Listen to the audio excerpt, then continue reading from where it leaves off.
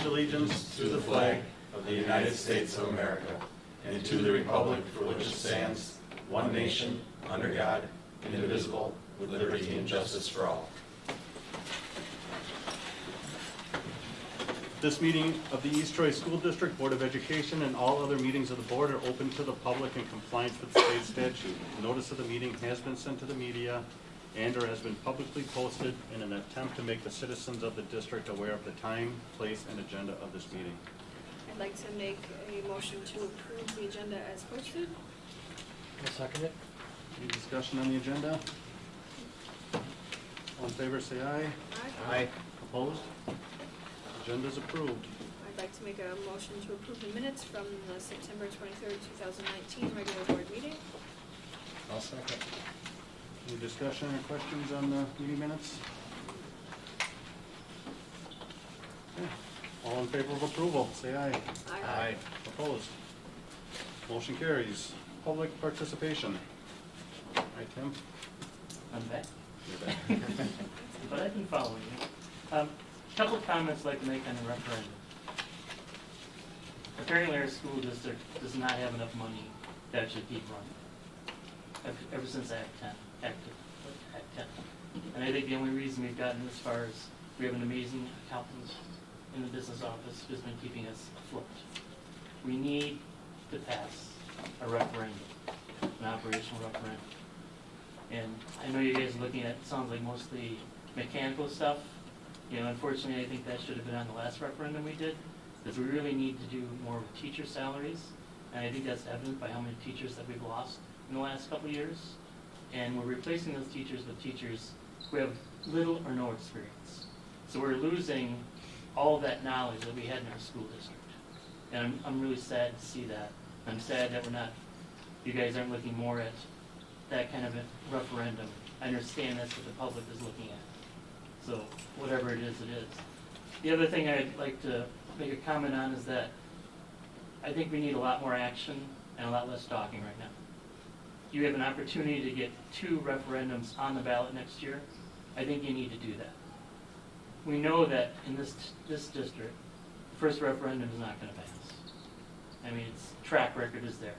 I mean, I was on the original ad hoc committee. I've been on every committee that's done every referendum we've done in the last 8 years. It's not going to pass.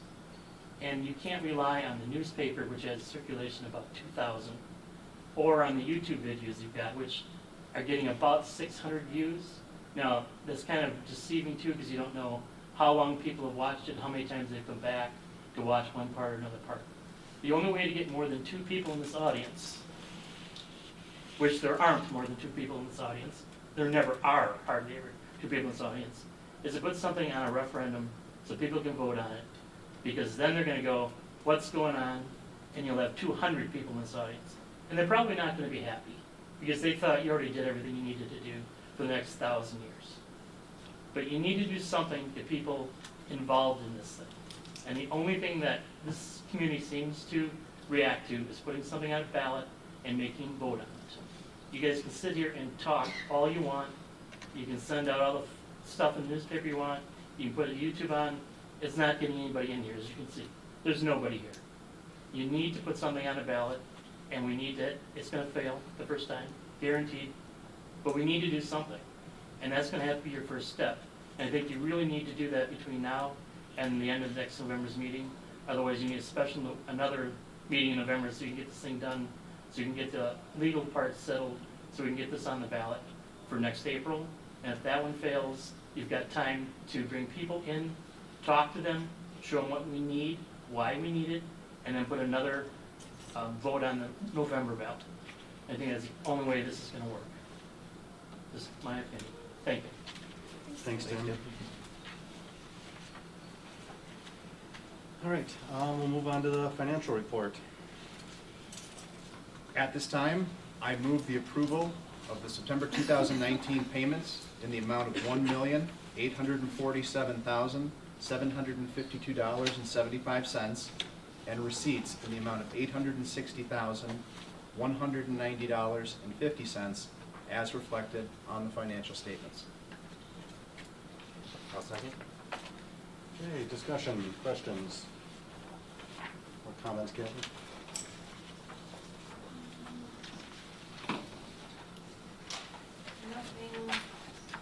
Nothing overly significant to point out. We are hopeful with food service. If you read the notes on page 6, we have 1 month of claims in September, and breakfast claims especially are very positive. So again, hoping that trend continues, hoping that the kids keep enjoying the food service program.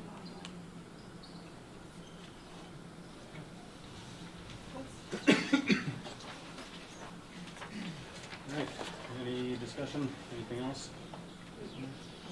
All in favor of approval, say aye. Aye. Opposed? Motion carries. Move on to discussion action items. First one is setting of the 2019 tax levy and 2019-2020 district budget.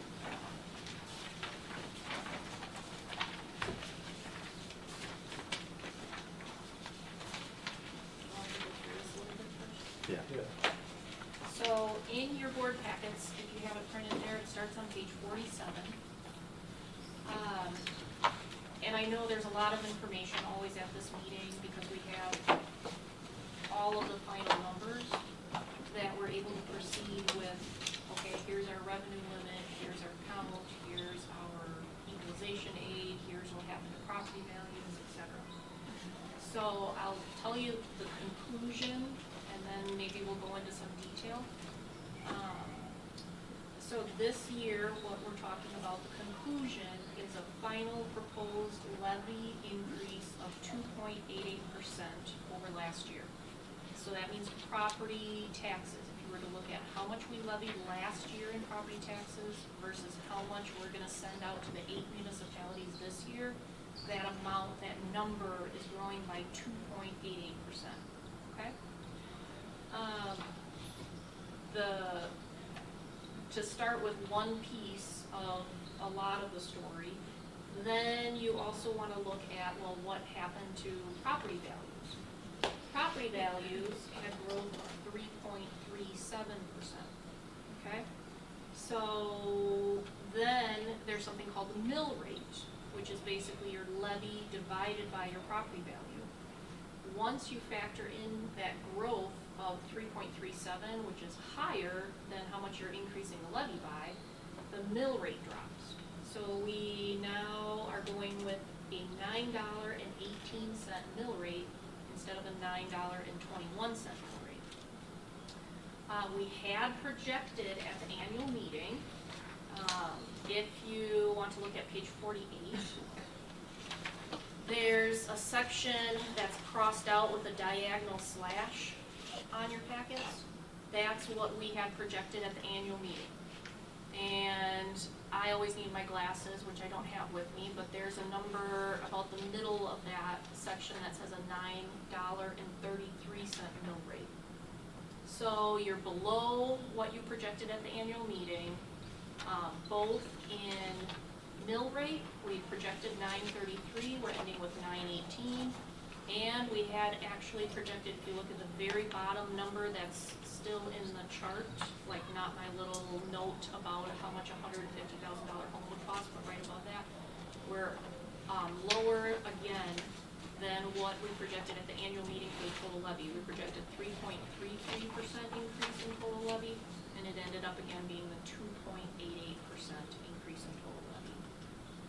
So we try to do that every year. We try to go in with the annual meeting with a little more conservative numbers so that we're not surprising you at this meeting 1 month later and saying, oh, we talked about 3% at the annual meeting, but now it's 6%.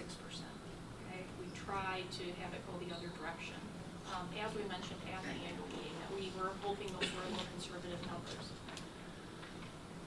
Some more of the detail of why it ended up being conservative.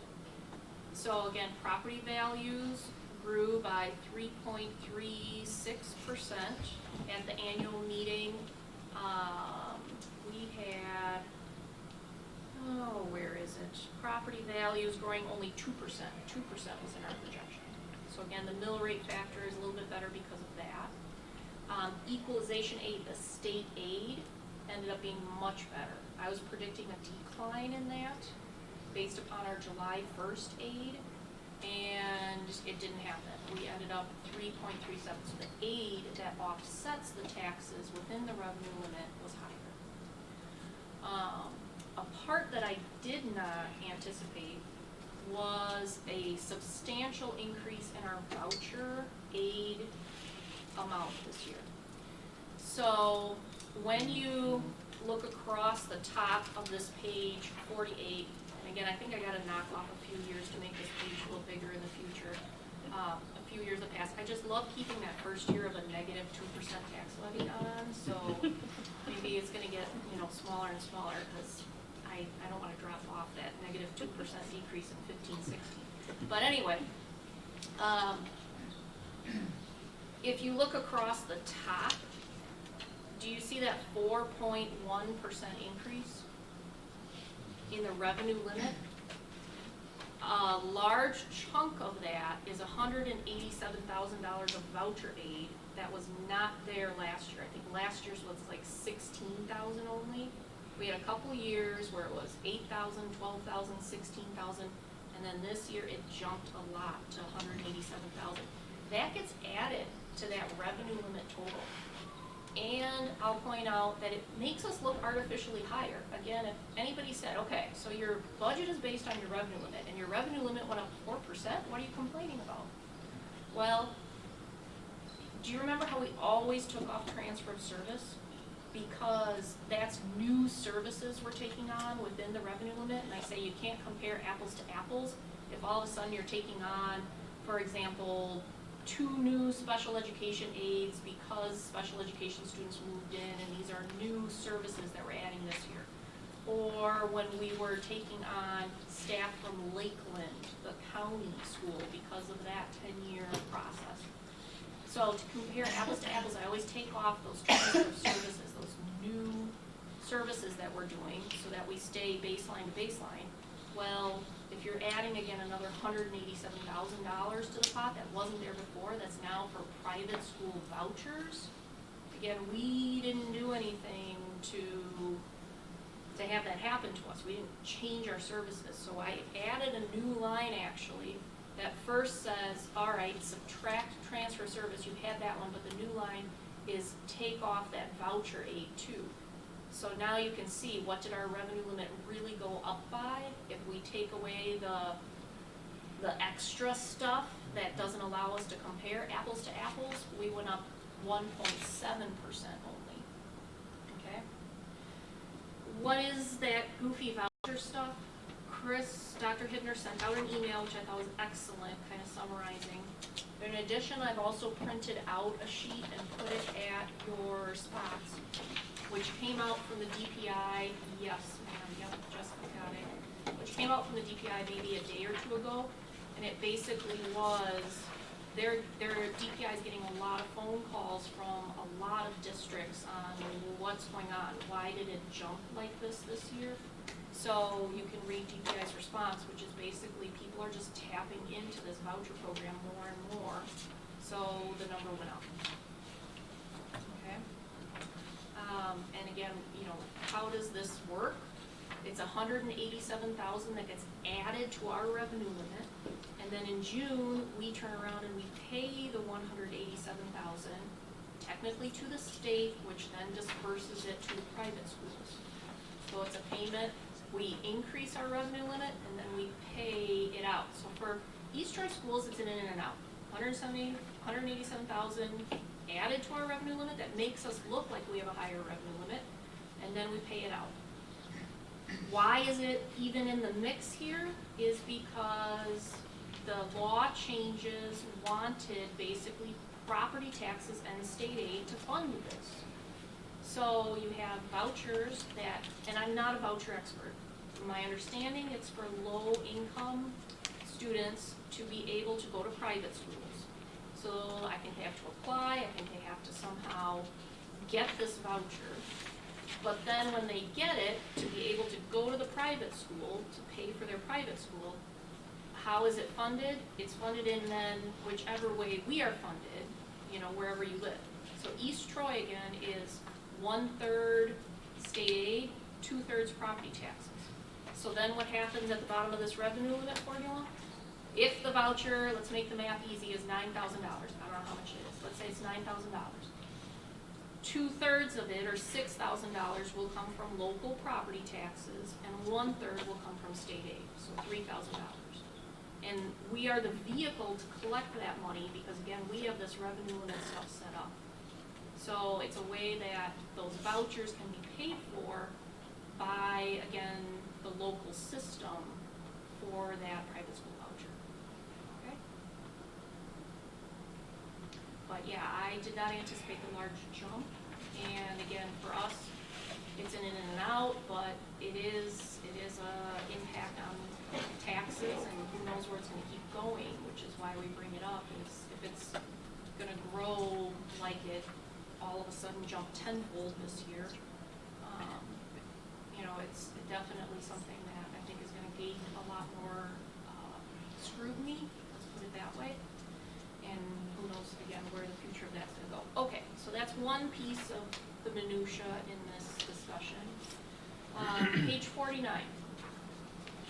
So another piece of the minutia is, okay, we have 8 different municipalities. So on page 49, the left-hand side is last year's levy, and the right-hand side is this year's levy. And basically you can see like the $9.21 mill rate, and then the $9.18 mill rate. And what I always find a great deal of interest in is how do the different municipalities calculate out? Because we can only, again, set the average. We set the average levy increase at 2.88. But if you look across the very first line, town of East Troy, they're ending up with a 0.37% levy increase. Whereas if you pick another one of our biggies, let's pick town of Troy. Town of Troy ends up with a 5.65% increase if I'm following it across correctly. I do what Jessica's doing and grab my piece of paper so I make sure that I'm on the right lines. Yes. Okay. So there are winners and losers within that average levy growth as well. And then a final piece to the puzzle is, okay, so did the individual municipality, like town of, well, I'll pick on Village of East Troy. So Village of East Troy, if we look at them, they had 4.77% in property growth, and they end up with a levy of 4.38%. If their growth of 4.77% was all new houses, then actually the levy increase of 4.38% doesn't affect current homeowners at all, because there's more housing to spread that increased levy out amongst.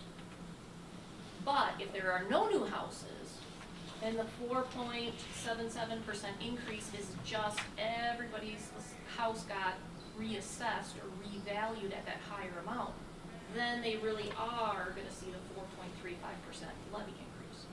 And I've always struggled, I've had conversations with different like village entities, like can we figure out how much was new growth? And the short answer was, I did talk to another business manager this year who said, you know what, I think there's a report on Department of Revenue. Sure enough, I did pull up Department of Revenue. Don't know if I'm looking at the greatest report, but it has new growth. And it was from 2018, which is also another, is it really reflecting these numbers or is it like a prior? And then you have to take only the municipalities that are completely in your school district. Like if you try to analyze town of Lafayette, what if all of its growth was actually in the Elkhorn School District and not over here? But looking at like Village of East Troy, Town of Troy, Town of East Troy, if those numbers again hold to this, it was less than 1% was new growth. So 0.8, 0.9 I was seeing. So, you know, what does that mean? That means you can't say that, oh, the 2.88% overall levy increase is gonna be eaten up by all new houses, and it really isn't a 2.88 levy increase. You know, so the mill rate dropping, because for a second I was like, should we do some debt defeasance this year? Our mill rate dropped. But it's also hard when you see some individual municipalities over there getting between 4 and 6% levy increases, and it's not new growth to then defease extra on top of that. So that's where, again, I landed on all of this math and computation. As far as mill rate goes, though, we are lower than the average in the state. You know, you see when we have those charts at the annual meeting, and Maguanago's always below us, I think Broadhead's always below us, but that's it. There's always like 2 local districts below us. Last year's, I don't know this year's, because everybody's hasn't been set and approved, put down. Last year's average state mill rate was $9.44. So you're still, again, below, but like I said, that led to me thinking, should we defease and bump up our mill rate a little bit, but then again, you know, I guess I wish when I pulled up that Department of Revenue report, I would have seen more new growth, and that would have led me to recommend some debt defeasance to you tonight, but since I didn't, I thought, you know, some of those, again, average levy increases were already 46%, because there's some winners and some losers, and how all of that shakes out, that I didn't think we, on average, would want to go much higher. So that's just me. Let me know if you feel different. Let's see. Then, what else do we have to talk about? You have the pages that follow are the official then budget. We have to approve it tonight. It basically locks it in this 2-digit function format, such that if we have any significant changes between October and June, we're supposed to be coming back with formal budget revisions to move, let's say I wanted to move $50,000 from 1.3 to 1.4. That would be a formal budget revision. Another thing I'll point out on page 55, the colored one, is your copy of this year's revenue limit worksheet. And the driver of this, again, is enrollment. The enrollment happens in this medium to lower left-hand corner. And you will see that our enrollment this year was 1721. That is residents. It's not kids in the building, it's residents. And we're gonna go through the count a little bit in greater detail. And then if you go up, it's summer school plus the September count. So you see 39 summer FTE, which is counted at 40% on this worksheet just by law. And then again, our September count, which is 1706. It is down, so why I'm pointing this out is this very next section underneath it, which is called the declining enrollment exemption. And it basically looks at this year's 3-year, so it takes 2019, 2018, 2017, the 3-year average, compares it to the previous 3-year average, and says, okay, you're down 10 kids, every kid is $10,140, so we have a declining enrollment exemption of 101. That 101 then filters over here on the right-hand side of the formula to add to your revenue limit this year. So in other words, it says you decline, you get 1 year where we're gonna give you that 101, but then next year in your computations, it's out. So it's kind of saying, you're in October right now, you are 4 months into the budget already, we know you can't cut teachers to account for this decline, staff, you can't make many changes to things that are already 4 months in the works, so again, you have it for this year, but no, when we do all of our computations, 101 comes off the top. Okay. It's also a little bit further under that 101 where you're going to see the 187, that is the voucher aid. And then, let's see, what else should we talk about? Equalization aid ended up being better than expected. Page 59, I jump a few with me. And again, I know this is a little later in the agenda on the business manager report that count, but I feel like I have to bring it up here too because we're talking about the budget and the revenue limits. We ended up with the count being down 286. Now, the revenue limit formula didn't do that to us, because again, we get that 101,000 declining enrollment exemption for year one. In fact, like there was gonna be very little change in that formula and the numbers based upon any changes in our count. What this 286 came from is an increase in open enrolled out, which again, you'll see when we go through the count. But then if you flip to the next page, on page 60, after you're done having heart palpitations that our open enrollment out went up that much, and we have an additional $286,000 column. Oh, and if I don't switch to page 60 yet, you'll see on page 59, it happened once also in 13-14. That year we had a particularly bad September count, and we were dealing with a $100,000 additional shortfall there. Happened again, like I said, this year. So we have $286,000 of open enrollment out, additional costs that we're dealing with. And this is a quick sketch of how we're gonna temporarily, I guess, fix it for this budget cycle. So some real small amounts. There was an additional transfer of service in on the revenue limit formula, $5,272. The short-term borrowing that you approved last month, the best bid over budget got us nearly $25,000. Some of the staff that did change, they had contract breaking fees. Normally I just put that in positive variance towards something at the end of the year and towards all the positives and negatives that happened throughout the year. But this year I actually created a budget line item to match what we've collected so far. We normally do have a pocket that we reserve in contingency in the budget for, we just have to increase somebody's salary. We are budgeting a new hire at $40,000 and we just can't get them. Or for some other reason, again, we're trying to keep somebody and we need to, again, increase their wage. So we took that out of the budget. $89,063. Normally in the spring, when we're talking about who's retiring, who's leaving, is there a position we're cutting, I will put the replacement person in at an expected hiring amount and at family insurance. Then as they get hired, a lot of times they get hired in less than what we had budgeted, and or they take single insurance or cash in lieu of insurance. Now when you think of our family insurance being $19,000 and cash in lieu is $3,500, you can easily grab $16,000 that way. So all the hiring that was done over the summer, position savings, netted close to $90,000, thank goodness. So we have that big pot. We did not hire a special ed. The next one's a long story, but bottom line, we could reduce our transportation and special ed. It had crept up over the years. It has crept back down, and that was one that I thought we can just reduce that line item and be fine. Almost forgot, when you have less kids, your per pupil aid does go down, so that added a negative $7,000. As you're combing through the budget and trying to find what to cut, then you find, oh, this is gonna go down still.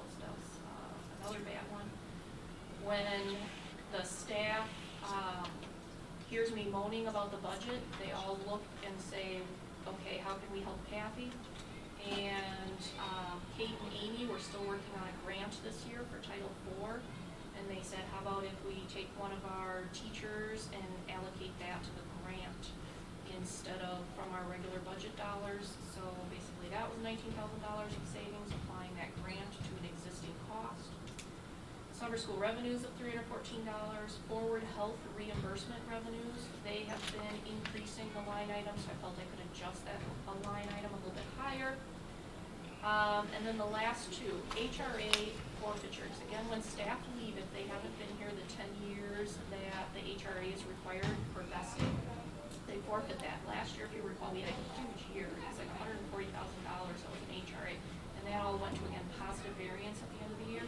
That's, again, where this normally would go.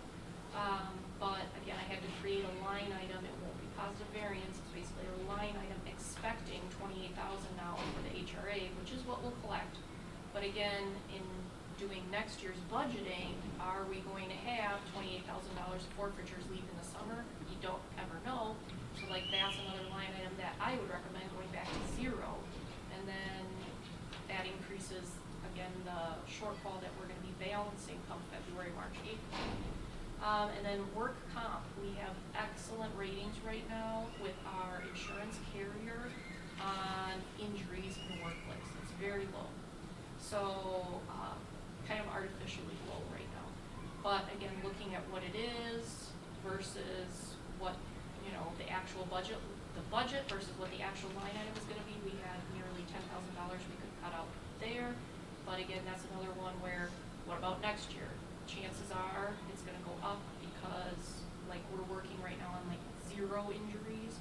And so as soon as we get an injury again, that mod rate they call it, is just gonna increase, and we'll probably need to again factor that back into the budget. And that got us to a point where we're balancing the budget again at this point. The caution is that February process again is gonna be tougher because what are we gonna do? How conservative are we gonna be? And, you know, I was hoping for a much better year next year. Granted, we're not getting hardly anything from the state. We're getting that handicapped aid 5% bump, the special ed aid, but there's no per pupil aid increase, and I believe it's another $179 on the revenue limit formula, which might be, if I haven't done the calculations lately, but maybe 2%, maybe a 2% increase. So with all of that said, you have tonight in front of you this year's levy and original budget to approve. And then I just want to conclude the budget discussion with one more piece. So on page 61, so we were talking about page 64, which is how we're temporarily handling the budget. On page 61, I'd really like your help. And I handed out another one of these by your seats. If you want to do this tonight, great, and give it to me. If you want to take it home like homework, not a problem, and if you can scan it or give it to me sometime. But I just kind of told you next year's budget's going to be ugly. Less than a month from now, I'm going to be taking that Baird forecasting model we use always and pulling it forward a year. And when I pull it forward, as you know, there are assumptions in it. 3% salary. What's the state budget going to look like? What's open enrollment going to look like? What's the head count going to look like? And I really like a re-norm or a recheck and make sure I'm on the right path, aligning what the 5 of you want for the model and for the assumptions and for the projections. So what this sheet is about, I put the graphic up there like a spectrum, and I'm saying 1 over here on the left is being not very conservative at all, and 5 over here on the right is being extremely conservative. And I tried, this is just me, it's nothing professionally done, but I tried putting like the key factors going down: enrollment, open enrollment, the state budget. And I want to know, what are you comfortable with? Are you comfortable with being least hardly conservative at all, or do you want to be like extremely conservative? And I gave this activity, I'm calling it an activity, to our administrative team on Friday, and I had them do it too. And so basically what I want is on each row, can you circle which one you're comfortable with? And then what I would like is, I said average it, and right away my administrative team was like, oh, you might want to do median or mode, or, so I'm sure I'll be calculating standard deviations here in a little bit, but we're going to try to see, like, on average, what does the administrative team feel like we should be doing. Then I want to see, on average, what does the board feel like we should be doing, and see if we're close. That'll be kind of fun. But also, I want to point out, like, what we'll come out with is hopefully an average, because you guys all seem to be getting along and great, but sometimes you have this board member, one, who's extremely conservative and wants the budget projections done this way. And sometimes, again, you have somebody who's not conservative at all. And you have to realize, again, you're a board of 5, so we're gonna come somewhere to the middle that, you know, you can't have your just individual ways. But what what I'm trying to get to here again, like on the bottom, those cuts where I put 2 asterisks, those are not exact cuts. I have not rolled forward the Baird model yet, don't know what our numbers are gonna be, but what I'm trying to illustrate here is there are a few districts, there are some districts, they don't do this budgeting process at all. They just let it ride. And if they're in a situation of increasing enrollment, life's good. But if they're not, then there comes a point where they've either spent all their money and they're now asking for a referendum, or they're dissolving, or something's going on, okay? So we can, again, that's like not conservative at all. Okay, that's the least amount of conservative.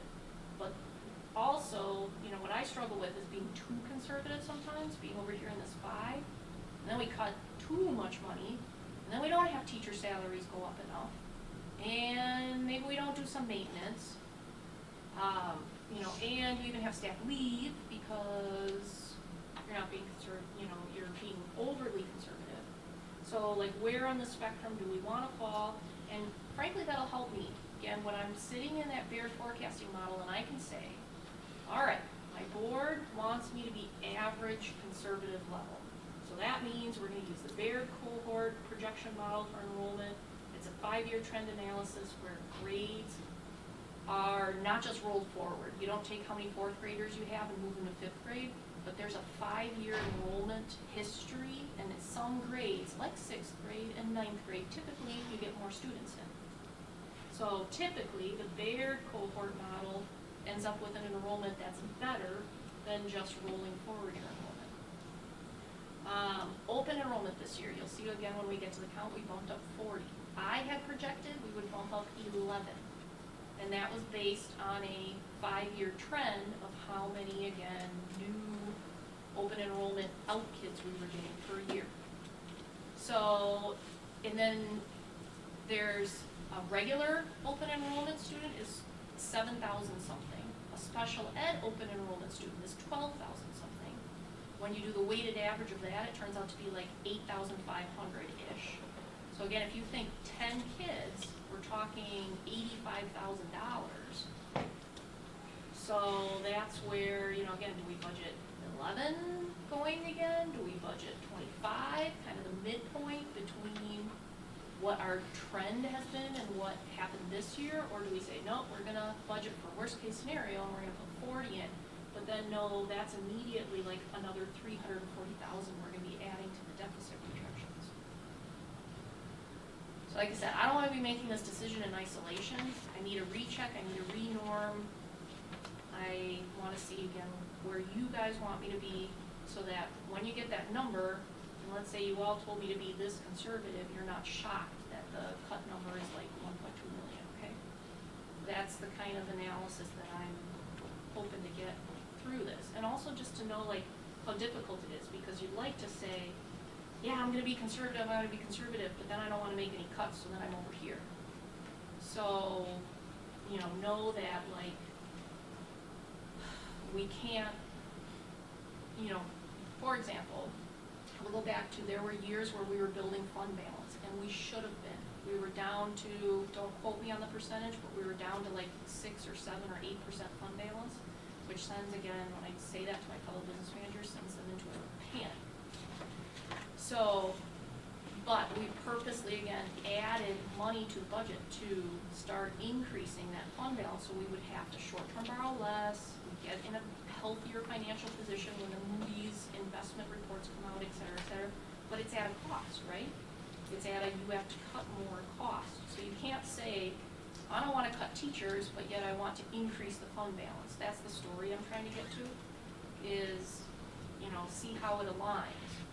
If you want to be very conservative, you have to realize, again, we're going to be cutting more. Does that make sense? Am I babbling over here?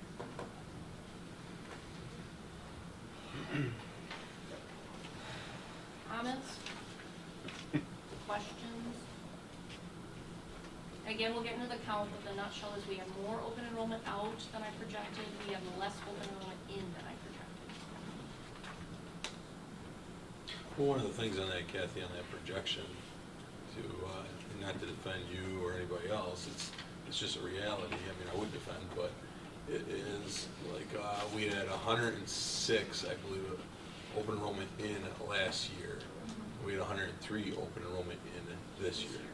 But yet we had, don't quote me on this, but I think it was like 11 of those open enrollment ins from last year became residents of East Troy this year.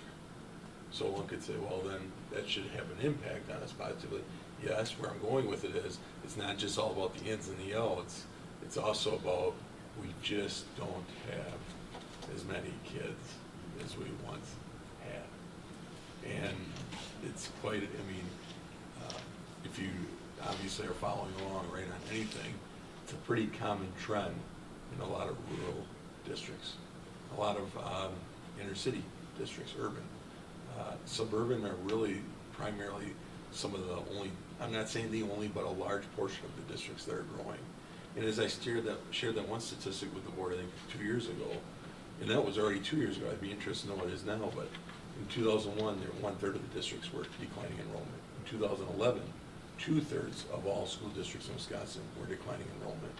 And by the time I shared that statistic with you in 2016, 75% of the student population was in 1/3 of the districts. So I think those are really important statistics to understand that, you know, this is not an East Troy issue alone by any means when it comes to student growth. I would say, right, that a big component of it is, and we've had this discussion, is encouraging that growth of how do we continue to have growth amongst the student body and not only looking at it from an open enrollment standpoint, but a residing standpoint. I think that's an important component that has to also be considered.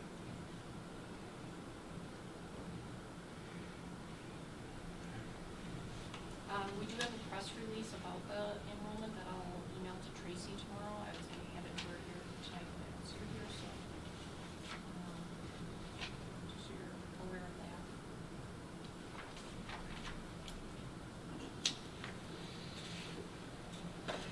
Okay, I'll make a motion to approve the setting of the 2019 tax levy and the 1920 district budget. I'll second that. Okay, discussion.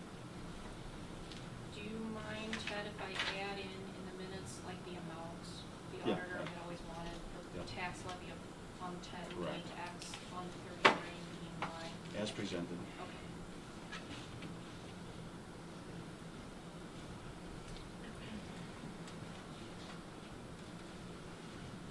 All right. Get a second. I second. Yeah, that's good. All right, all in favor of approval, say aye. Aye. Opposed? Motion carries.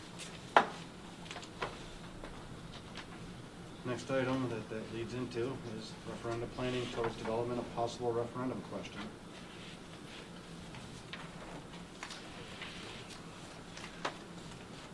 You want to give an overview, Kath, of the last time we met with the ad hoc?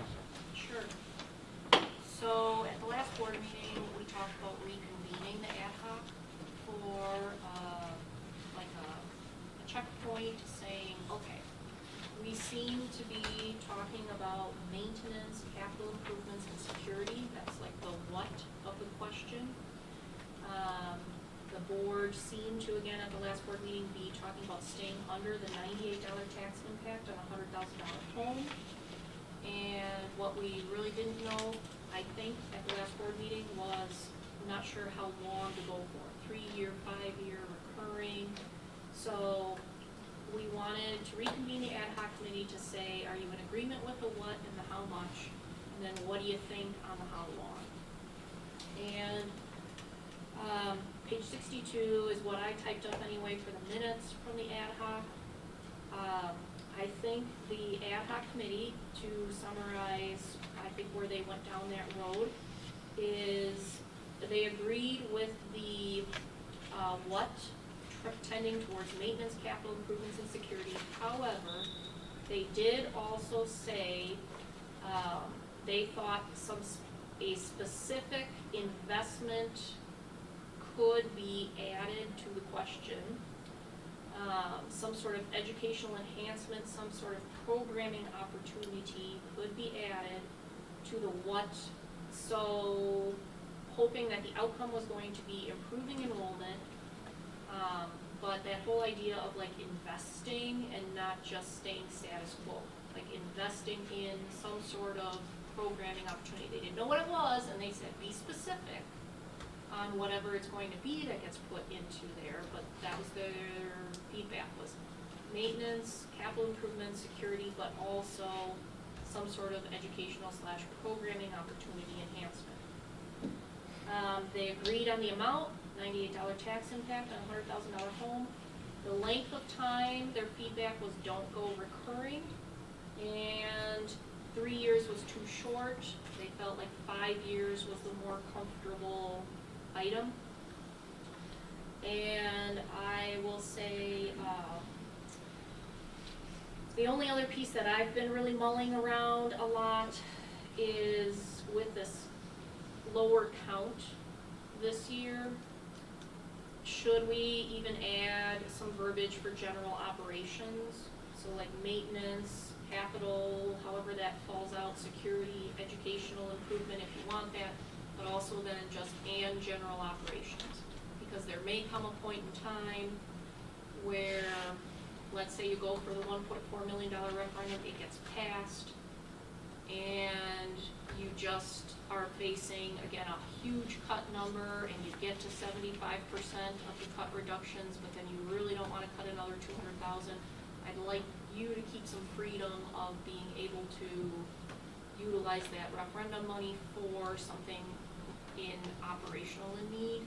Again, just a thought, you don't have to go there, but I've heard stories from other school districts that have passed operational referendum and it was supposed to be for X, and then as the pressure's on months later, people are like, boy, I really wish we could use it for Y, and then there's internal conflict, and people say, oh, I don't, we told the taxpayers we were gonna use it only for this,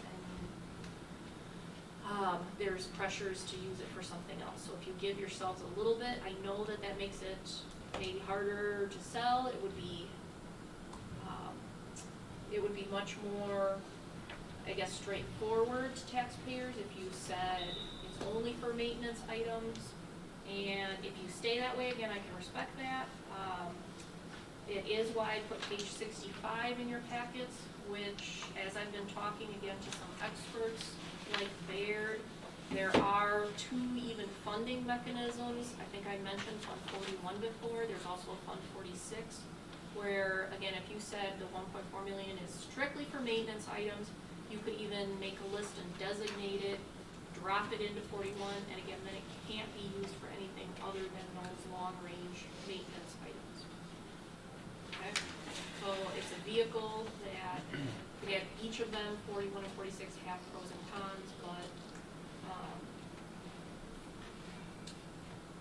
if you do want to, and you would not use that if you went with the educational programming idea either, because 41 and 46 again are maintenance related things only. Okay, so Bob and Tony, you two were at the meeting, and Chris and Amy, did I miss anything or misrepresent anything? No, I think that's fairly accurate. I think you got it. Wasn't that long? Feels like ages, 2 weeks ago. I think the big thing tonight, if the board is comfortable, and it's totally up to you guys, and that is we did have a discussion action item on it. If there were to be a motion or a second and an approval of it, what you're not approving is any referendum tonight. What you'd be approving of is there any development that you have a question that we can take the legal counsel to bring back to you in the November or December timeline? I would hope November for you to work through that then, or else we'll be doing special meetings. So it's really the golden night is, can you if you're wanting a consideration of it, can you develop a question for us to take back to legal counsel in regards to the what, so the need, what type of verbiage you'd like to address some of the needs, and then the length of time and the amount. So that's kind of the key thing. You don't have to make a formal, don't feel like you're making a formal motion, a second and approving of the referendum tonight. You'd be approving of the development of a question to be considered, and then you'd give us the direction of what would go into that question tonight for consideration. I think the big thing from discussions with the ad hoc and outside of the ad hoc and everything else is, it comes back to, again, needs, right? I said this at the ad hoc, and I'll say it again tonight. I think a big component is the amount, right? How much does one feel from our surveys that people will support? But what I also said to the ad hoc that night is, obviously, a large component of that has been a $98 or less amount, right? That people want to have a $98 tax impact on their $100,000 property value or less. So that would equate to about the 1.4 million in a referendum question. What I said to the ad hoc that night, and I'll say it again tonight, is if that's the highest priority, and I understand where that comes from, people do need to understand 1.4 million. All right, I don't want people thinking, so if we approve of that referendum question for 1.4, this district will be able to address the maintenance and capital needs. This district will be able to address the general operational structural deficits that are projected, and we'll be able to address the security, and we'll be able to do some of the things that people are saying, maybe if we continue to enhance our programming and some other things, that will attract students. I think there's a lot of other things besides programming that can attract, but yes. My point is, all those things are needs, and I couldn't disagree. I could not agree more with all of those. With that being said, 1.4 does not cover that. So I get it. Like, then we just have to prioritize. My component is, I'm just saying out loud, if the $98 is the highest thing that we're like, well, look, it's what the survey says, and it's the most doable thing that would get approved, hopefully immediately. Okay. Then I just want people to understand, then it comes to a prioritization after that about the structural deficit, the building capital maintenance needs, the security, the improvements in maybe, let's say, example, middle school science labs, because that came back high on the survey, middle school science labs, right? So all those things would be important. The survey never really tested if people wanted to enhance programming. It did come back pretty strongly saying that the curriculum in general wasn't the highest thing to invest in at this time. So I think those things all have to get communicated very clearly when we elect to do something. So I have no problem with us working out a prioritization. I just don't want to see something come in April, if it got approved, and then we're figuring out the budget for the following year, and people going, why are you having to discuss cuts? Because the amount of monies in the referendum off the projections aren't covering the structural deficit. Or it may cover the structural deficit, but we're not doing any maintenance for now. And we've all seen the list from Bob, and that's why I have him here tonight again, the list on on some of the deferred maintenance projects that just cannot be done within our regular budget for maintenance. So those are the things that I think just are important to think of, and I just want the public to understand those components. By all means, we can explain it, we can educate, talk to people about it, but I think those are the things that have to be understood.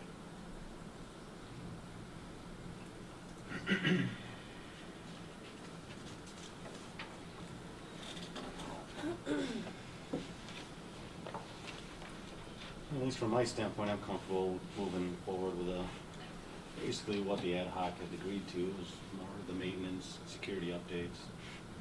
I do like the idea of at least putting the operational end in there to leave that option open. I'm in agreement with that. I would even be okay with raising the amount a little bit. I know that's what they've narrowed down, but if we're gonna be able to afford the operational at any point, we obviously are going to make more money. I know we keep coming back to the $98 number because that's what the survey told us. This feels kind of like a cop-out. And it's exactly for the reason that you point out, Dr. Hill. This amount doesn't do it. You know, it'd be sort of like calling college pro painters and saying, how much to paint my house? And they say, well, it's $8,000. We'll paint the back half because I've only got 4. And I think that as we're prioritizing, I mean, Bob's laid it out very well, what we need to do, why we need to do it, how we need to stay ahead of it. But I think that giving us a little flexibility in the language is an important step. But I guess the other question is, knowing it's more work and there's going to be more education involved, do we come back, take the $98 under? I mean, there's a reason that number's there. But then at the same point in time, come back and things have changed since that survey came through. We have lower numbers. I guess I'd like to think we're trying to get out and talk a little bit more about what's going on here. I don't know whether it's changing the number. What I'd love to see is I'd love to see a second referendum question that's devoted more to the structural deficit. But I know that there's also a risk in putting a second question on. You put a second question on, it makes both questions a lot tougher to educate. If we were to do that $98 at a recurring level, would that help knock down those projects? And if it's on a recurring basis, like take care of the maintenance projects and then go longer term into taking care of the operational referendum? From a recurring standpoint, right? I mean, you know what you're going to always be able to have and use via tax levy if needed for ongoing, right? From a recurring standpoint, rather than a 3 or 5 year non-recurring that you know you're going. Granted, the positive of that is, people say reassess, reevaluate, and you tell us if that's an appropriate amount 3 or 5 years later, based upon the new needs and new challenges, and then we can discuss it. So you go through that process. Other people would say a recurring's nice due to the fact that it allows a district an opportunity to not have to worry about what if that doesn't get passed 3 or 5 years from now. Well, Also, some community members may say it's a known, and people sometimes like a known. I will say, and Bob, Tony, you guys speak up on the ad hoc. I know it's a small group of our community, but that was a good discussion. I thought it was fairly strong that people were saying this should be a non-recurring. Yeah, that message, because I was leaning towards a recurring, and the message was fairly clear. It didn't matter what people's view was at the early ad hoc meetings. Everybody seemed to have a much higher level of comfort with the, if you need more in 5 years, 7 years, come back and let's reevaluate. If we made a decision, if somebody put a proverbial gun to our head and said, you have to change either fixed to recurring or change the dollar amount, I think the dollar amount is one that I think we would see a better reaction to increasing from 98 to, let's say, 123 if we had backing data than we would to go from 5 years to 10 or 5 to recurring. And I mean, we've seen this stadium tax that never went away that was, I understand that the cynicism is there. And who knows what the playing field's going to look like in 5 years. I'm just saying that would be an opportunity for us to actually put thought and plan for the educational investments, teacher salaries, building maintenance. Like, it would cover all of the bases at that point, theoretically. Yeah, theoretically, yeah, it would be, but I see the problem is nobody can predict what's going to happen in 5 years. So to ask for anything longer than that is very tough for a taxpayer to look at and go, well, you don't know what the state's going to do in 5 years. Nobody knows what they're going to do. How do you ask them for a recurring that never ends? Yeah, it's very tough. Yeah, it was a scary word for people to hear. And the issue is, we may do more harm to what we're trying to accomplish here locking in the equivalent of a $98. We may come back in 5 years and we might need $180 comparatively. So I mean, at that point in time, if we have a recurring the equivalent of a recurring $98 levy, we may not be able to get a referendum passed at that time that we need to. So, like I said, that's the way I was leaning originally, and I was convinced by a couple of people with very different opinions on the referendum throughout the process, and the 5-year was the one that really got rousing support. They wanted to be able to be asked again, like at a different, like a checkpoint. you know. It's a trust thing. I think the district has built up a lot of trust, hopefully, with the citizens over the last few years, but it's a continual process. We have to show it, yes, we're using it responsibly, it's doing the right thing, it's doing what it's supposed to be doing. Okay, if everything's working out, we may ask for it again. If things change, we may not have to, we just. I appreciated It's that unknown. that the ad hoc, when they were having that large scale discussion, took it from the aspect too of even when they were discussing 3 or 5, the difference of what it would mean for the district and the board and the administration team and just everybody from a standpoint of if it were to be 3 years, how quickly of a turnaround that can be to already having to come back to the community too. So 5 is the magic number. It was funny, one funny thing about the 98 that I get from people, a little bit of a snicker. When they say 98, they say, what is that? Like I say, 98 sounds less than 100. Why don't you just go to a flat number 100? They almost like, Can we just you go to know. 120? Well, again, I guess the question is I don't think we're going to close the structural deficit and take care of the maintenance with any referendum that we would be able to put out there and get passed. And raise teacher salaries. Yeah, I mean, there's a whole slew of things that we'd love to do, but there's also a limit to what's reasonable to ask for and what's reasonable to try and get passed.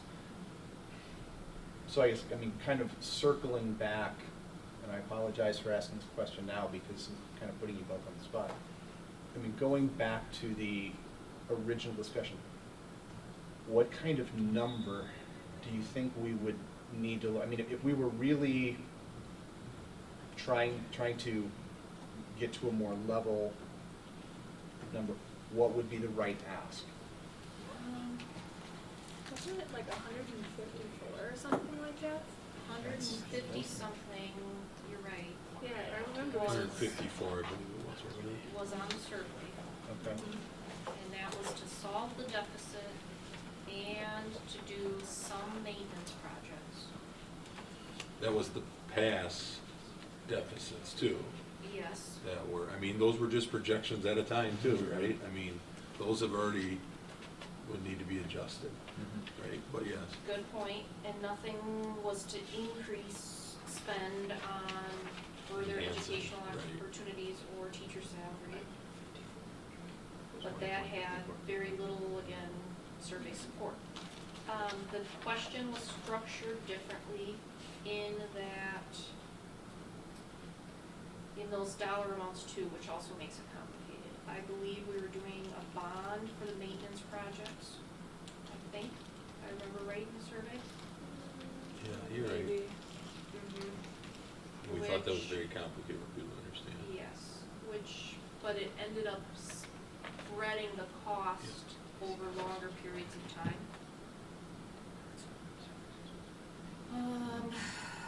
So, yeah. It wasn't the type of maintenance projects like roofs and boilers. It was more of, again, the middle school science labs. It was the, I guess I'll call it remodel, enhancement again, type of maintenance projects. It was the middle school security offices. It was, maybe one of them was boilers and maintenance, now that I say that, because I feel like we, again, had at least three big.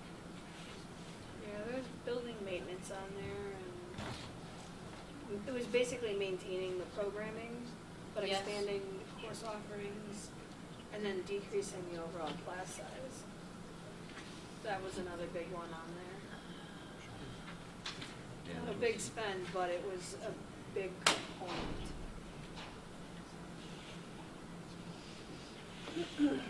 Yeah, those were the ones that got 50% or better in the survey for approval, were the ones that they all had. But that adds up to like $35. Right. Everything, but they wanted it 100. Yeah. But they were 50%. I want the one for under $100. In the survey though, they were 50%, you know, or better. Has a That shot. survey was dicey. Well, again, if we look at the 98, we want to do middle school security, we've talked about that. And then we need to improve some of the science areas.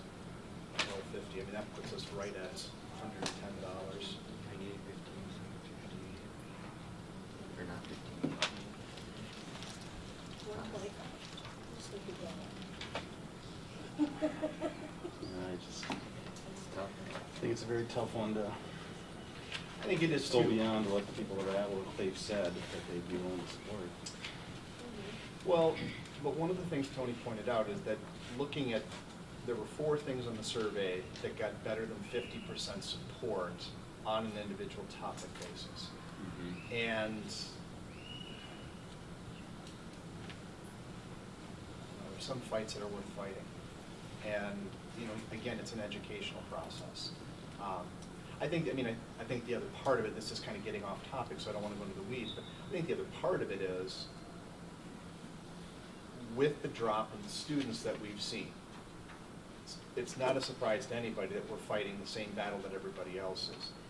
I think if we're coming out, whether we're asking for $98, whether we're asking for $110 or $150, which we're not going to do, obviously, I think we need to have a game plan in place, a campaign in place, to not only educate, but to talk about what we're going to try and do to turn that tide. And I realize that's not an easy question to answer, but I think if we're going out asking for money, which we need to keep things at the level they are, okay, now we've got to put some things in place to make sure we're not losing students to the other districts as much as we can. So I guess to me, that's the other half of it, because if somebody comes to me and asks for funds, the first question I'm going to ask is, are you going to use it wisely? And I think we have more than sufficient backing, but instead of it being a closed question, I think if we can give them a reason to not only be okay with it, but to actually feel like we've got a way to turn it around so that in 5 years, we're less likely to have to come back and ask again. So anyway, that's. I guess one thing Chris and I were talking about, that we could ask the administration to come up with a couple different questions, one at that 98 level, to kind of, okay, what would that entail, what would the question look like, to handle maintenance, some operational, and possibly another number beyond that, and see what that would look like. So to help, Something to so compare. the next time to come back, you guys could have a couple of questions to view, right? Instead of saying we're making it tonight for one question, then we're gonna adjourn. We'd come back with a couple varying questions, with the dollar amount being the variable, not really too much else, I think. But from what I'm understanding on the what, but we'll make the dollar amount be the variable, with you then having information from us to the best of our abilities in 3 weeks. And that would be to show you what that projection of that amount would look like for the district over the course of the next few years. Yeah. So one could at least see hopefully opportunity, we have challenges with the amounts. Yeah, and I think if we can, let's say we come back with 3 different numbers. We come back with 98, we come back with a number in the 110 area, we come back with a number in the 125 area, or whatever it is. I think the ad hoc committee was pretty clear that they felt good about the idea of shoring up the maintenance project. I mean, they were clear in terms of what they wanted to do.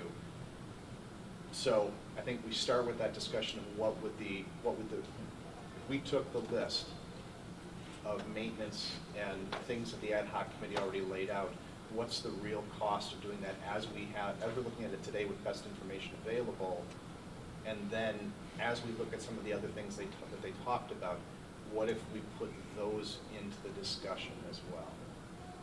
I mean, we know this isn't gonna become a, hey, let's figure out what statistically is the biggest number we can get and go after.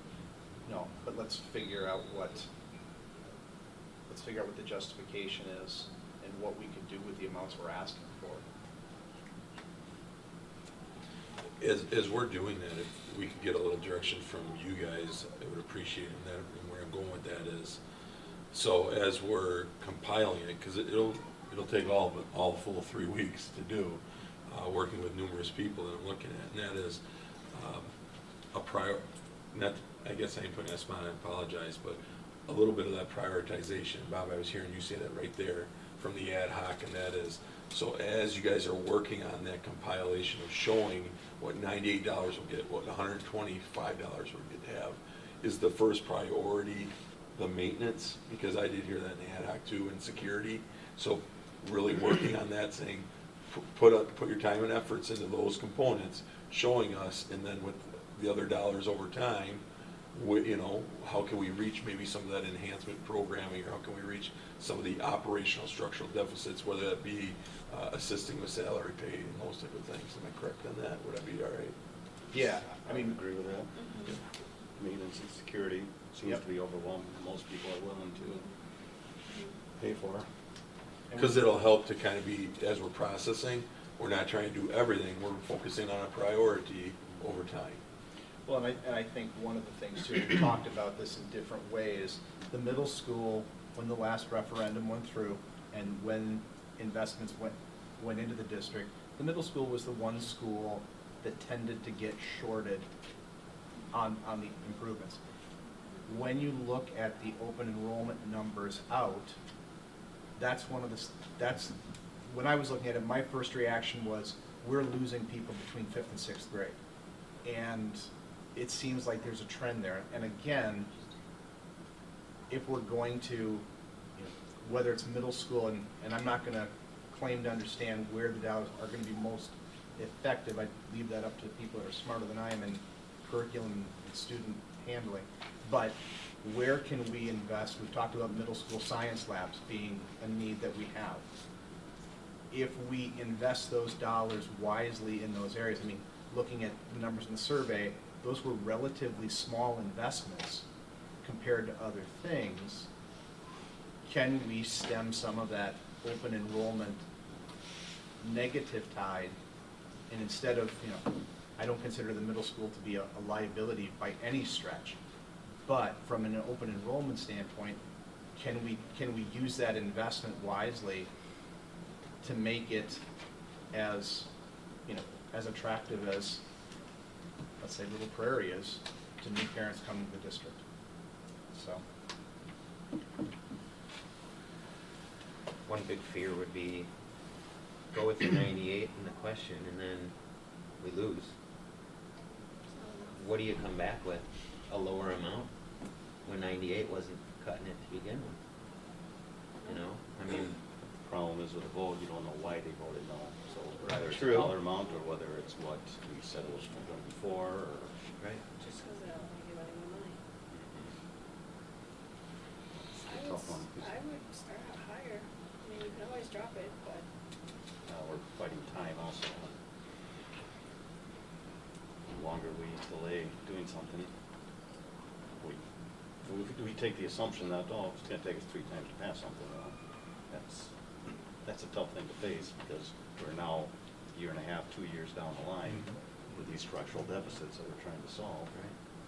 I think we've gotta come up with our best option we feel is passable and meets our needs right now, instead of guessing. Yeah, and the second half of that is the thing that concerns me. The $98 now meets a lot of the needs, but it doesn't meet, and nothing that we put on the ballot that truly would meet all the needs is going to pass. We all understand that. But again, this is one shot that we have. Means we're all gonna have to work probably a little bit harder for the next few months, but I'd rather work awfully hard for the next few months and make sure people understand what it is we're asking for than to spend the next 3 years trying to figure out how we keep things afloat. I'd rather ask for more now.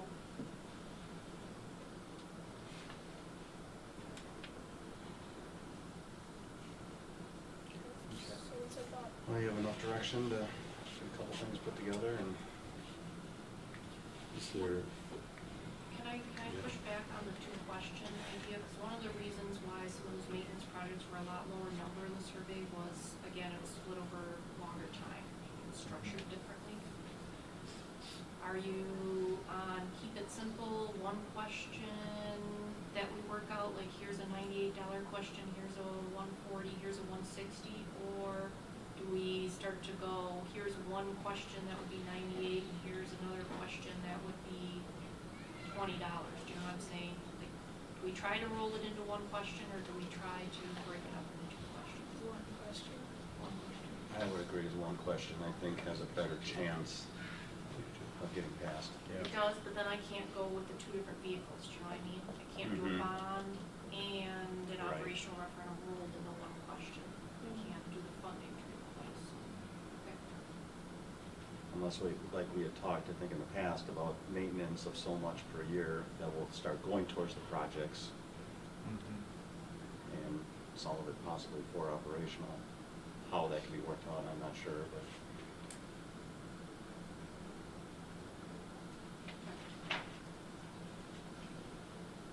is there any dollar amounts that you want us to be thinking of, or can we go back to the survey and just come back to you guys with various questions with the dollar amount, but more importantly, showing you what it means with each amount? I mean. Well, I know from the survey that if you took all the things that had 50% or better approval from all residents, this is all residents. Yeah. That number was 135.50, which is the highest. I mean, I don't think there's a reason. Tony, off the top, I don't have the information right in front of me. What were the 50% ones, the items that were identified? I know security The and top science one labs was and the maintenance, building right? maintenance, second was the middle school security, third was middle school science areas, and the fourth was decreased class sizes. Those were the only four that were over half getting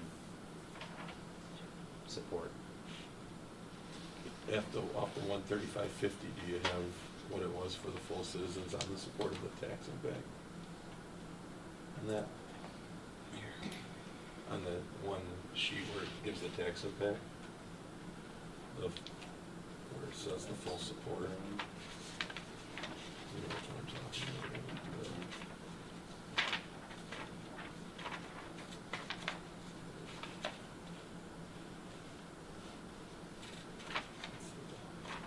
So it's all. Can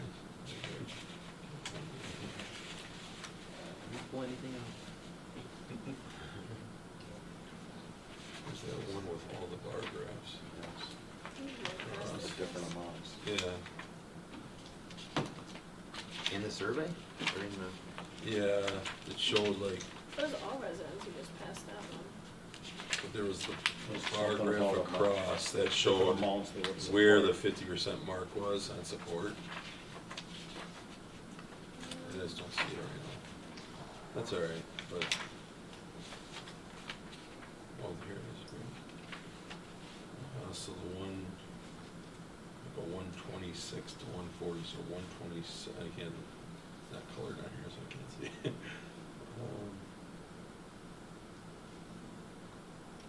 Is this a piece of this?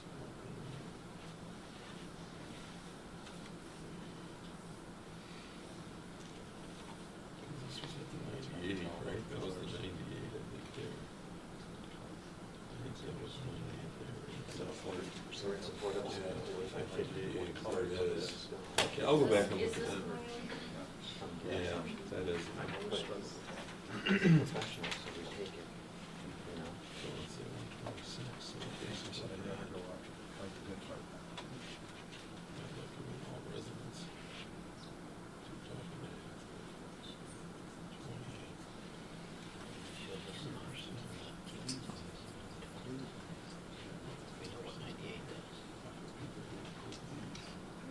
28. So that bottom left corner, Where these Yeah. departments came. that would be Yes. 23, yeah. They would support a $154 increase, 23%. Right, and then 5% would go to support at the 140. Right, so you take 23 plus 5, that's 28%. Right, and then you're at the 7 for the 126, because I think that's roughly in that 130 range for us, so you're talking around, 35%. So 35% responded that, and that roughly speaking, that they would support around that 130-ish number that you were saying on 50%, right? Right. So 50% said they'd support those 4 things, over 50%. But from a standpoint of the impact, 35% of them said they would support it with the amount that it's for. Which So- is the typical, you want it, but you don't want it. Yeah, I mean, it's Pay for it, typical in a right? survey. Right. It's typical in a survey to say, I'll support that, right? And then you get down to the realistic of what can I afford. So I'll tell you what, so let's do that. So we'll take the $98 one and we'll go up to the, how about the $126? You know, it doesn't Yeah, I saw that roughly. on the bottom. Yeah, and we'll work with those two. Does that sound? Mm-hmm. Yeah. Okay. Thanks, Kathy. All right, thank you. All right. Next item, staffing recommendation. Okay, thanks, Bob. So you have in your. Sorry you had to listen all night and not be a part of it, Chief. Those are the best meetings for me. So you have in your packet a synopsis of hire for school psychologist. So this was due to some reorganization following the resignation of our diagnostic teacher. And so we had it posted as both a diagnostic teacher and a school psychologist, and were able to fill it as a school psychologist. So kind of did interviews under both positions and looked at the best fit candidate for the district and the needs that we have. So after going through that process several times, different interviews and different rounds of interviews, the team agreed on Michelle Sievers. She accepted the position October 2nd. She actually started working October 7th. So she's been here for a couple weeks now. She's got over 20 years experience as a school psychologist in a variety of districts and has a lot of experiences in special education and ADA and equitable multi-level systems of support, which is something that all of our buildings are working on, but she's going to be focused at the middle school and really working to support some of those processes at the middle school. Her references were excellent and spoke to her knowledge and expertise and her ability to connect with families in particular, be a team player, and work to do everything in the best interest of students. So, Michelle Sievers. I'll make a motion to approve Michelle Sievers for the psychologist position. I will second that. Any discussion? All in favor, say aye. Aye. Opposed?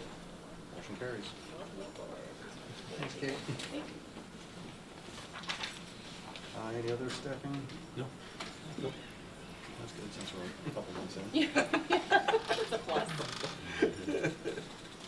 All right, health, safety, and nutrition course proposal. Yes, so page 74 of your packets, Family and Consumer Science is bringing forth a proposal for health, safety, and nutrition to be added to the planning guide for the 2021 school year. It would be a transcripted course through Gateway that examines topics of health, safety, and nutrition in the context of early childhood educational settings. So we've outlined the standards for the Wisconsin standards for family and consumer science, but also Gateway support competencies. Using this as another way to firm up those partnerships with higher education and community businesses, and ensuring programming opportunities for students who are interested in early childhood education. This would be a great start.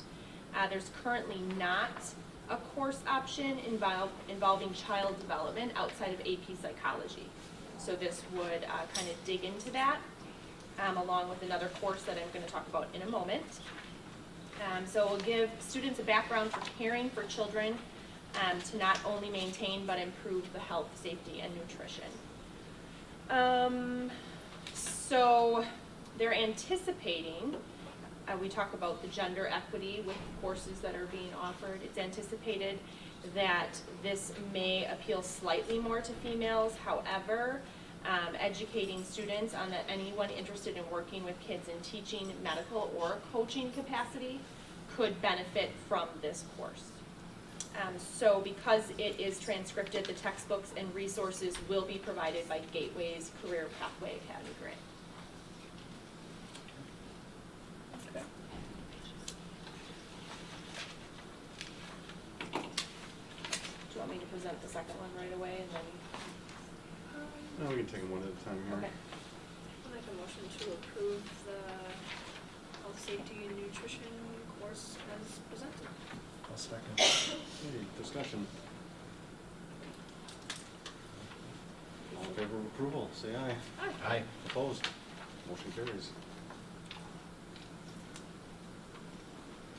And the next one, curriculum change or proposal related to foundations of early childhood education. So on page 73 of your packet, we currently offer Introduction to Child Care, which is beneficial, I guess, for anyone who's interested in education or health-related fields related to children. Talks about childcare, human development, and guidance methods. The plan is to change the current course. We would be changing it to Foundations of Early Childhood Education, which really mimics what we're currently doing, but adds a little bit more. This would also be a transcripted course. So if a student were to take the Foundations of Early Childhood Education and that health, safety, and nutrition, they would earn the certificate in child care basics from Gateway. So it, opens up some opportunities for them. Again, it would be transcripted, so materials are provided through Gateway's Career Pathway Academy grant. And because we're currently running the Introduction to Child Care, if we make the switch, we can begin that switch as early as third try of this coming year. Because it's not really changing a lot of the content of the class. It's extending on the content that a student may have already registered for. Speaking of which, I'll throw Stacy Kent on the hot spot. How many, student fact, it was impressive. We had almost 600 for the dual credit, the transcripted credits through Gateway. Yeah, 583. 583. So, do you want to explain maybe just a little bit of what so we clarify for the board too, what a dual credit is, a transcripted, how the dual credit works from a standpoint of working with the relationship with Gateway? Yeah, so a transcripted credit course or credit is a credit course that's taught at East Troy High School by our staff that you employ, but they also get certified and meet the criteria to be a Gateway instructor. So they technically are Gateway instructors. They have to go through a vetted process. So we can offer the course at our location. So we provided some information to Dr. Himmler and put it out on Twitter. The number of youth apprenticeship course, students that we have, the number of transcripted credit courses that we offer are very, I don't know how to say this without making a judgment, but very impressive to me. I'll speak to that personally with the size of our school. So a lot of the schools that we get compared to are much larger than we are. So our teachers at the high school, in my opinion, are working very hard to increase our transcripted credit offerings. Mrs. Lysing, almost every single credit or every single course that she teaches is a college level course that kids earn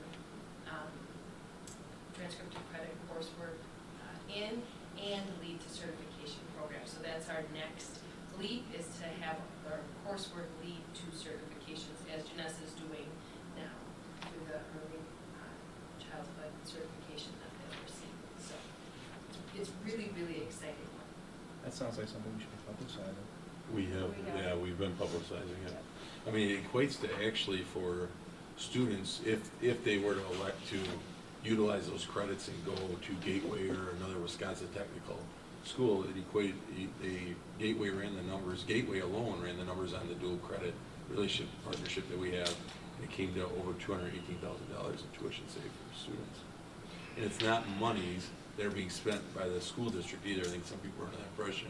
We have that partnership and relationship where our staff became certified, teaching the course of Gateway in East Troy. So it's a great partnership, and it really is a great opportunity for kids. Our next step that we're doing is working with colleges around us to see how they are going to accept those gateway credits. So what does that mean if I have 6 transcriptive credit coursework, courses if I transfer here or transfer there, or get accepted here or get accepted there? So we hope to get that information to you by the end of the year. That's cool. Isn't it, you have a course in the service industry too, something similar to that as well with Yeah, food hospitality. service. So Hospitality. hopefully we'll have a hospitality pathway that leads to Yeah, it's a- certificate It's a 3 for next three year. credits. Yeah. Yeah, that's awesome. Yeah. Yep. That's cool. Yeah, I've got them in front of us right here. I mean, we've got 3 in the agricultural part, 1, 2, 3, 4, 5, 6, 7 in business, 3 in computer science, 2 in English, 3 in family and consumer sciences, 1 in the math, 3 in the PLTW, and 4 into the tech and engineering. That's awesome. Seriously. It's a job well done by the high school. You guys all deserve a lot of credit. Sounds like something we might want to talk about just outside of the district border too. I mean, Yes. if we stack up well compared to other districts in the area, to heck with it. If I've got other districts mailing my kids things saying you should come to our district. You know, like Elkhorn. Yeah, I I wasn't got gonna that too. mention names, but, I mean, because that, again, that's a legitimate marketable benefit. That's not smoke and mirrors, that's real money, and that's real opportunity. So, okay, I'll get off my high horse now. Thanks, you guys. Thanks, Amy. All right, I'll make a motion to approve the change to the Foundations of Early Childhood Education course. Definitely second that. Discussion? Keep going. All in favor of approval, say aye. Aye. Opposed? Please. Motion carries. I'm sorry I missed the second. She definitely seconded. Yep. Definitely second that. That was a robust second. All right. Absolutely.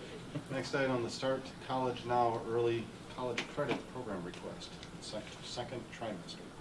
So, beginning on page 77, you have some Start College Now applications. Start College Now is the program that was formerly known as Youth Options, and it allows 11th and 12th grade high school students in good academic standing to attend college courses at a local technical college. So there are 6 applications in front of you. These applications are for the spring semester, keeping in mind that students put down a variety of courses. They don't end up taking all of them because it's a scheduling issue. But so 6 students have applied, 4 of them juniors, 2 of them seniors. We have male and female representation. Courses range anywhere from welding, there's a nursing assistant course, electrical principles, a student who's exploring diesel mechanics. There's an interest in sociology and speech, some microbiology, quantitative reasoning, and marketing. You will notice they've been gone through. If we offer the course, then we don't allow them to take it outside of the district. But the ones that I have named, we do not offer as part of our programming. So those are in front of you right now for approval so that we can move forward with the next step in the application process. And just they're so- all at Gateway, oh, I'm sorry. No, that's They're okay. all with Gateway Technical College. And just so everybody's aware, the whole process involves the counselors looking at Yep. these requests, going then to, through Stacy and Kent, then going to Amy. So all those different levels look at these requests to determine whether or not, first and foremost, is there a course that is truly not being offered by us, or have they met all the prerequisites? Make the motion to approve the Start College Now Early College Credit Program requests. I'll second. Okay, discussion. All in favor of approval, say aye. Aye. Opposed? Motion carries. Next item, overnight field trip.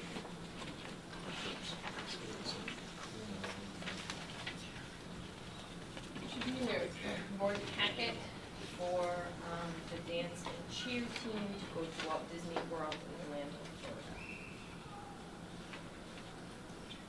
So they do this most every year. So you can see the cost that's there for each traveler, and all of the agreement and emergency cash as well.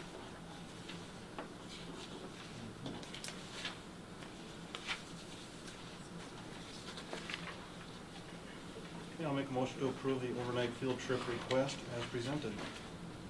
Second that. Discussion? All in favor of approval? Say aye. Aye. Opposed? Motion carries. Thanks, Stacy. 2019 summer school update. Inside your board packet is a comparison of the last 3 years of summer school attendance and the number of students taking each set of classes, from exploratory to support classes, and then into the high school, the credit recovery and 4-credit classes. So just a comparison of the numbers and number of students taking each class and the total number of students. 1 year in, I already know the direction I want to take it this year, the need for just doing an upheaval of our programs that are being offered, and just the ones that are low in attendance, archiving those classes, offering new classes. In the survey that went out to teachers and parents, the question was asked if a 4th session class would be of interest. Right now we have 62% saying no, and 38% saying yes. So we'll stick to the 3 session classes. Definite focus on middle school and high school. Just with the middle school, those numbers have dropped. So increasing those exploratory classes and getting the interest in the support and being more explicit with parents when students need to take those support classes.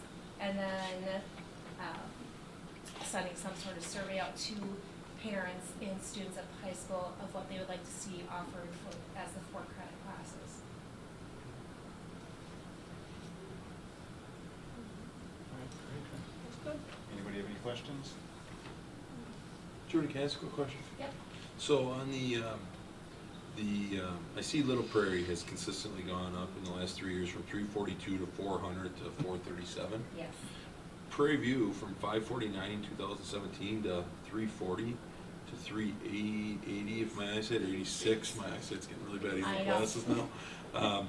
2017. Is there? Yeah. Can you help me out with that? 2017 Is that was a the change? first year that the Smart Lab was offered at Okay. Prairie View. Got it.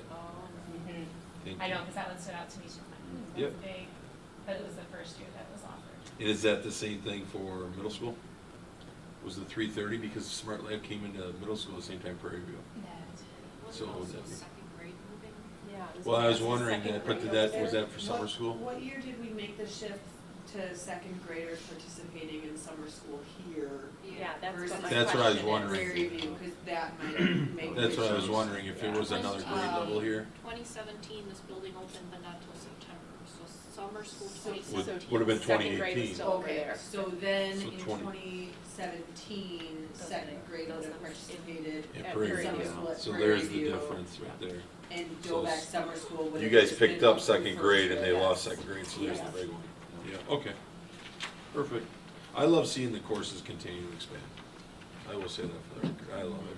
When I think about 10 years ago or more, where we had some low number of courses offered, to be quite frank. And I love it that we're up to 45 courses offered for kids in summer school. And there's a definite interest on some of the teachers where they're willing to teach different courses, 3 different courses versus the same course for 3 sessions. So, I mean, the number of non-resident kids coming is Yeah. increasing. I think Increasing, that I says, know. I think Yeah. that says something. That's very nice. I know my son definitely enjoys coming to the fun classes for summer school. Yeah. All right, great. Thanks, Thanks, Judy. Jordy.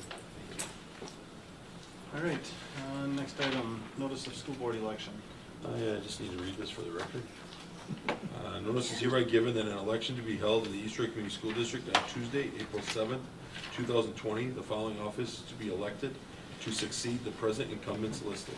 The candidates receiving the highest number of votes will fill the regular term up for election and serve a 3-year term beginning April 27, 2020, and ending the fourth Monday in April 2023. School board member who's up for re-election is Stephen Landricks for a 3-year term. Notice is further given that a campaign registration statement and a declaration of candidacy must be filed no later than 5:00 p.m. on Tuesday, January 7, 2020, in the office of the school district clerk.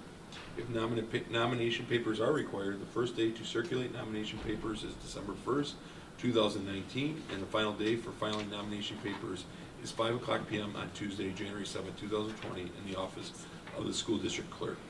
Notice is further given that if a primary is necessary, the primary will be held on Tuesday, February 18, 2020. That's it. Okay. Next item, early graduation request. That'll go into executive session since we're talking about a student.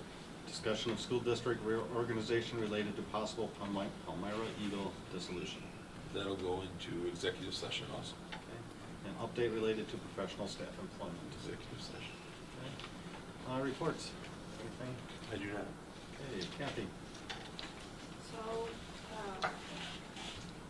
on page 90 starts your count information. Your September count, which was due, I think, October 4th is when we turned it in. So, a couple of the key numbers are circled. The first number you see is 1,571. That is head count, or how many kids are being educated within the East Troy school buildings is another way to look at it. How many, day to day, if we had everybody present, 1,571. Last year, if you look at page 91, we had 1,626. So that is that drop of 55 students we're talking about. The other circled one is open enrollment out. This year we have 273 going out. Last year we had 233 going out. A couple of other points, you were supposed to get this in color, which would have meant that the first column to the left would have been in blue, the next column would have been in red, and then you could be comparing again this year's head count to like the one in blue, which was a projection of one in red. But, you can see, it's harder to say when they're all black and white, but last year's head count in Little Prairie was 380, and we went up to 389 this year. Last year's head count in Prairie View was 301, we went up to 307. So it's really the middle school and the high school this particular year where we dropped 359 to 324 and 586 to 551. And normally we do pick up at 6th and 9th grade, so it was a little bit of a fluke for middle school especially this year. Let's see, on page 92, this is that open enrollment in and out projection we try to do, because we will create an initial budget in January. Then after the open enrollment window closes, we will in May update the budget. Problem is now there are open enrollment exception applications that are allowed by law. So really the open enrollment window never closes. So I think we had upwards of 30 additional open enrollment exception applications from the time period of May till now. July 3rd, I think it was, the governor's budget got finalized. So again, this was supposed to be in color. You would have seen a red number, which was me adjusting in July to that new number when the new amounts got settled. But overall, if you follow the outs across the top and you follow the ins across the top, eventually you'll get to two numbers where we were projecting after the latest July budget revision, we were projecting $1,980,000 for out. And with the new number, we have $2,100,000, I can't tell if that's 83 or 93, but close to $2.2 million now in open enrollment out costs. And open enrollment in, we were projecting $900,000 of revenues, and we got $827,000 in revenues. And we set the budget usually at this point in time, even a little bit conservatively, that's why I have like another column.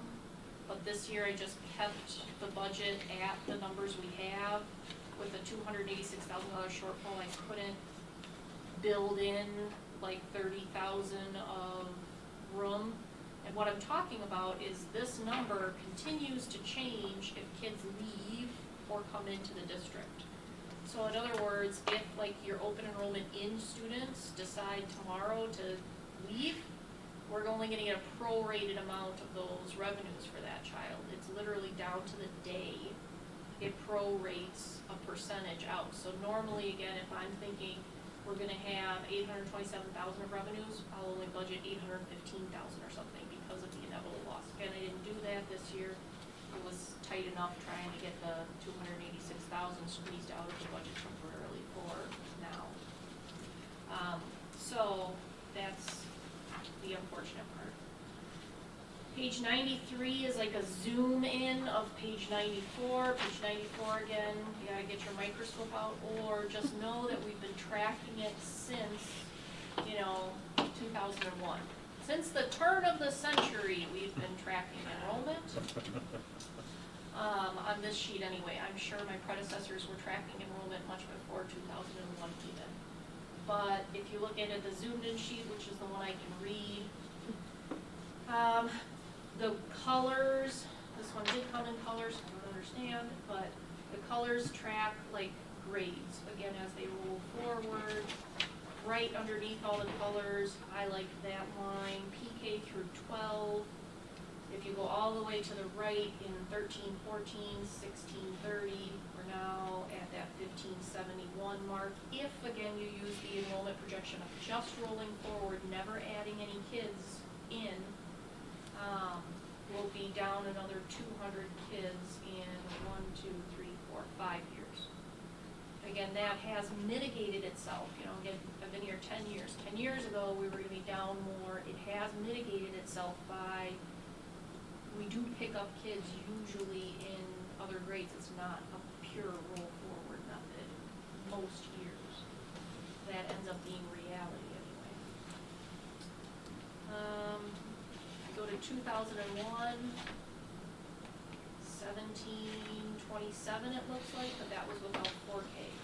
So probably again, turn of the century, we were about 1,800 kids, and now we're 1,571.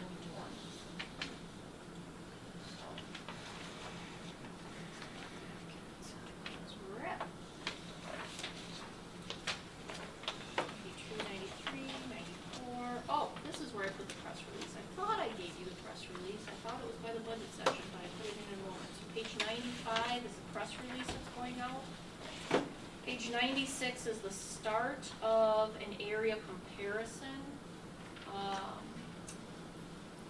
Not all of the area school districts have responded, and there are many more that have also added to the bottom of this since I did print it out last week, Wednesday, Thursday, but that gives you a little bit of a feel, like we try to look at what each other is doing too.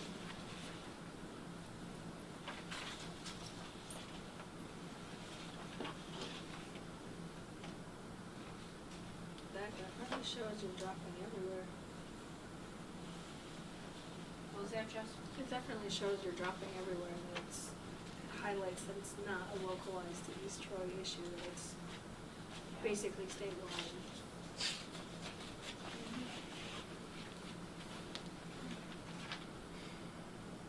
And more choices too, there, you can go homeschool, you can go virtual school, there's just more educational choices now too.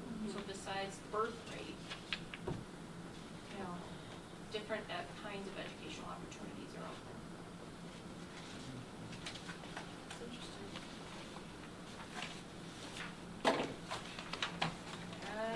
And then my second item, anything else on the count? I shouldn't jump before I ask for forgiveness. Last Monday, I was at the village planning meeting on the certified survey map process for the Burns land, which is basically the land that Burns and Dolbeck sits on over time was, I believe, 7 different parcels. So what we were trying to do was, number 1, get an easement in place, but number 2, make it 2 parcels along the baseball field line, which is where we're separating the property, so we can sell the part, what direction is that, east of the baseball field?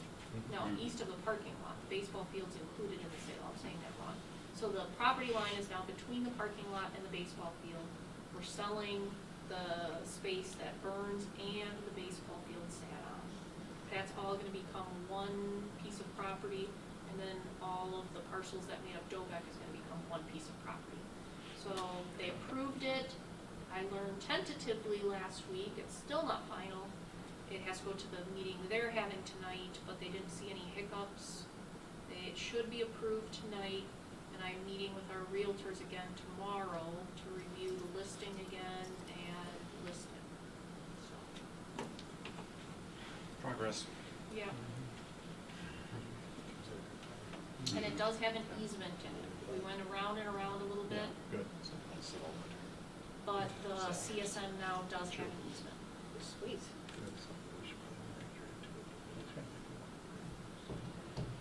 Good, I don't have to beat that horse anymore. Now would you sell it? Hopefully. Yeah. All right, thanks Kathy. Amy, you have anything I else do not. tonight? Kate, anything? All right, Silas, your turn. All right, I'm Silas Hymos, the student body rep for the East Troy High School. A report on what is happening at the high school. I'm going to jump right into sports. The football team qualified for the playoffs for the 5th year straight at a record of 5-4 after defeating Beloit Turner this Friday, 28-13. They will play Kewaskum this Friday for the first round of playoffs. We got the 5 seed, so that's better than what I thought we were going to get. The volleyball team will play Delavan Darien tomorrow for the first round of regionals. If they win, they will play Thursday, and if they then win, they will play in regional finals Saturday. 4 tennis athletes, Katie Metcalf and Sophia Rondeau in doubles, Cindy Radiman and Lauren Lindo in singles, participated in state this past weekend. 2 made it to the Sweet 16 round. Great job by them. And then as fall sports come to a close, girls basketball will start on November 19th. In the arts category, the first choir concert was yesterday.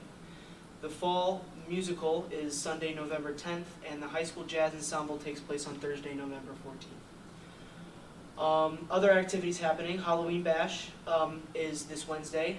It will start at, I believe, 4:30 to 6:30, and it will be mainly run by club volunteers from the high school. And then homecoming was a couple weeks ago. I would say it was an overall success. There was, in my opinion, high student participation. And to top it all off, the football team finally won a homecoming game. And then this past Wednesday, students attended an RVC meeting about improving school spirit and environment. Nice. Thank you. Thanks, Silas. And I have no report tonight, so we'll move on to policy review and development. First one is the second reading of 346, district assessment policy. That's me. So first reading was last month. There has been one change since then. The administrative team was reviewing this at one of our meetings, and we discussed the fact that you'll see it in Roman numeral number 2. We do use, where it talks about flexible assessment practices and tools that may include but are not limited to.